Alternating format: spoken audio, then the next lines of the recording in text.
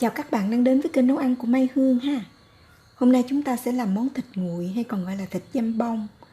Nếu mà để làm một món ăn chơi, món khai vị thì mình sẽ cắt thành những cái khoanh thịt rất là dày. Còn ở đây thì mình cắt mỏng hơn để xếp vào trong ổ bánh mì. Đây là một cái món ăn ngon, dễ thực hiện, nhưng chúng ta phải chịu khó, kiên nhẫn một chút. Bó miếng thịt lại cho nó thật là chặt như thế này. Làm được như vậy thì cây thịt nguội nó mới săn chắc và món ăn nó sẽ ngon một cách trọn vẹn ha.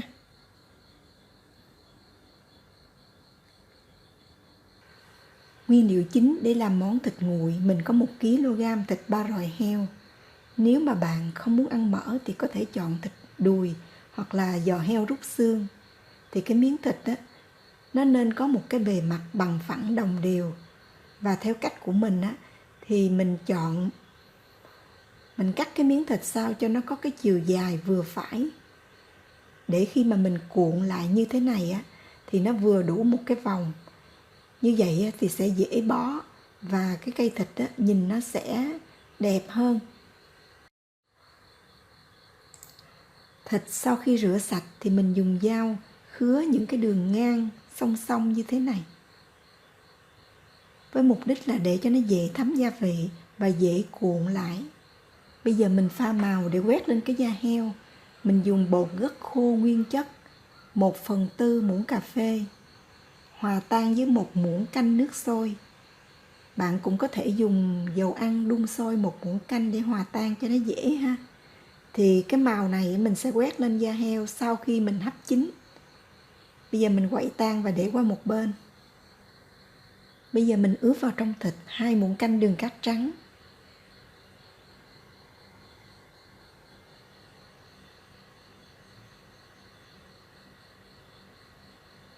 1 muỗng cà phê muối, 1 muỗng cà phê hạt nêm, 1 muỗng canh nước tương,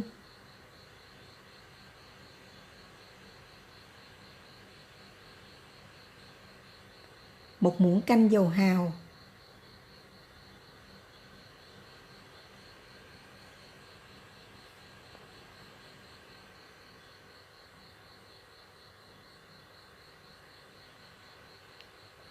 1 muỗng canh rượu nấu ăn. Nếu mà có rượu mai quế lộ thì nó sẽ thơm hơn.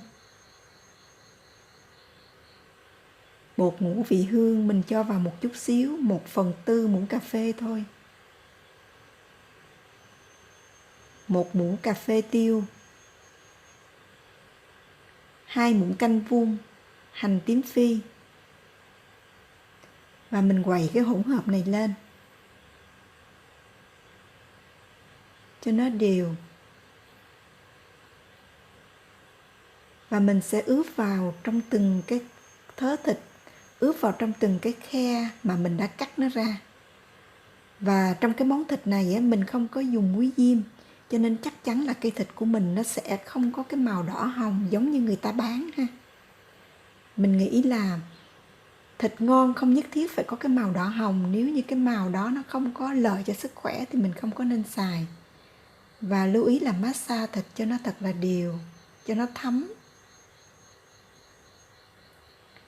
Và mình ráp cái miếng thịt này lại, cho vào ngăn mát tủ lạnh để qua đêm.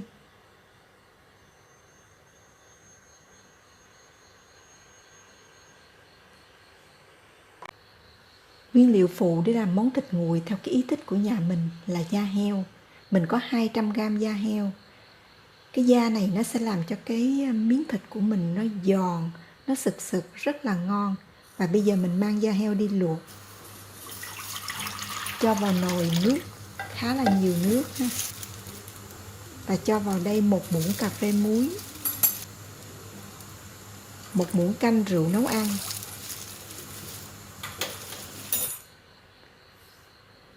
mình sẽ cho da heo vào trong cái nước luộc này ngay từ khi nước còn nguội và luộc trong khoảng từ 20 cho tới 30 phút cho cái da heo nó thật là mềm. Và khi da heo đã chín rồi á thì mình sẽ vớt ra và cho vào trong một cái tô nước đá lạnh.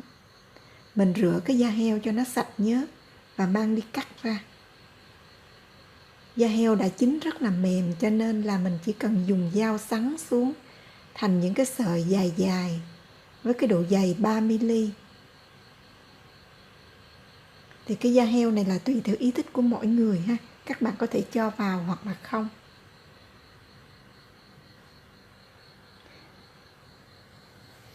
Và đây là miếng thịt đã sau một đêm đã ướp trong tủ lạnh. Bây giờ mình sẽ chèn những cái miếng da heo vào trong những cái khe mà mình đã cắt đó. Mình chèn vào trong những cái khe này.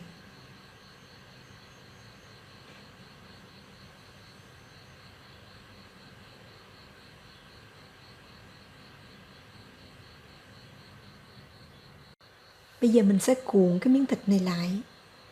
Thì các bạn nên mua một cái cây kim. Một cây kim dùng để may bao bố, nó to như thế này. Và mua một cái cuộn chỉ, càng to càng tốt. Thì để cho nó dễ cuộn, mình phải cố định cái miếng thịt này ở 3 điểm. Điểm thứ nhất là mình sẽ khâu hai cái đầu của miếng thịt này lại cho nó dính lại với nhau bằng một cây kim và một cái sợi chỉ. Các bạn nhìn cái thao tác của mình ha.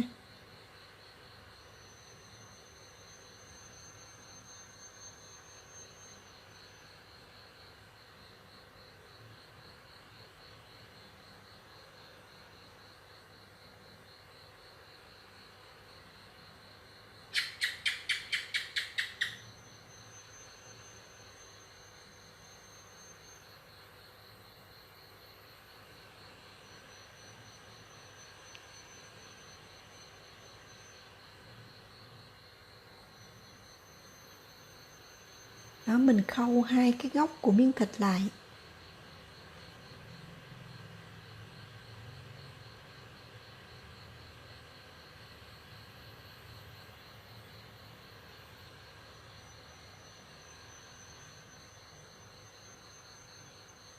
Như vậy là điểm cố định thứ nhất đã xong.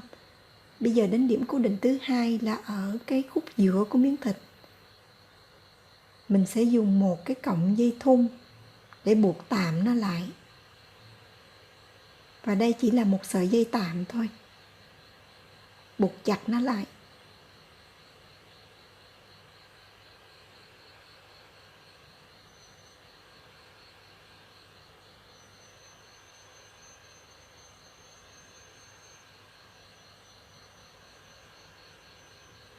Và mình cũng dùng những cái cọng dây thun con như thế này để cố định điểm thứ ba là ở cái đầu bên kia của miếng thịt.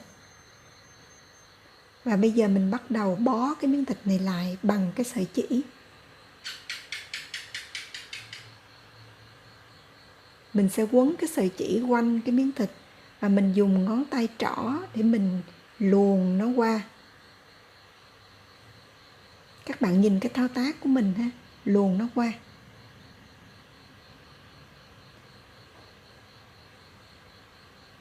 Và siết nó lại. Cho nên cái cọng dây này, cái cọng chỉ này nè, càng to càng tốt. Và các bạn lưu ý là bó càng chặt càng tốt ha. Chứ nếu như các bạn dùng giấy nến, dùng giấy bạc để mà cuộn cái miếng thịt này lại thì không thể nào chặt được. Mình phải bó như thế này thì miếng thịt nó mới ngon ha. Và mình cứ như vậy, bó cho nó hết cái cây thịt này. Sau khi mà bó xong thì phải nhớ lấy ra những cái sợi dây thun mà mình đã buộc tạm ha. Lấy ra cho nó hết. Và mình đem cái cây thịt này đi hấp.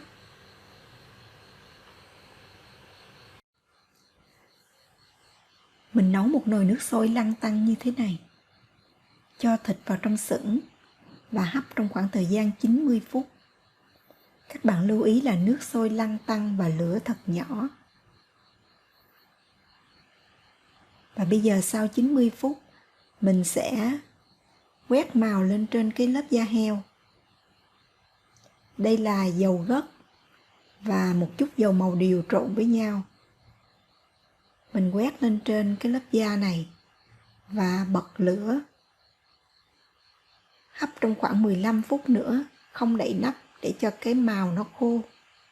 Các bạn nhìn thấy màu rất là đẹp. Và sau đó mình sẽ đem cái cây thịt ra cho vào trong một cái tô nước đá lạnh và nhẹ nhàng rửa cho nó sạch hết tất cả những cái nhớt ở phía bên ngoài.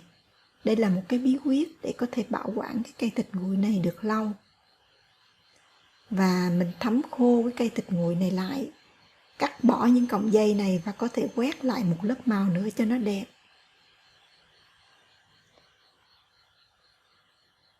Và bây giờ mình ráp cái cây thịt nguội này lại, cho nó vào trong ngăn mát tủ lạnh, sau 24 giờ là dùng được.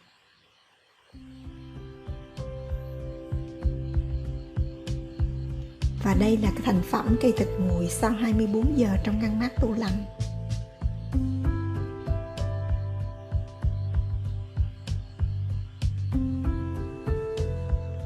Mình cắt thịt ra để trình bày một cái ổ bánh mì ha.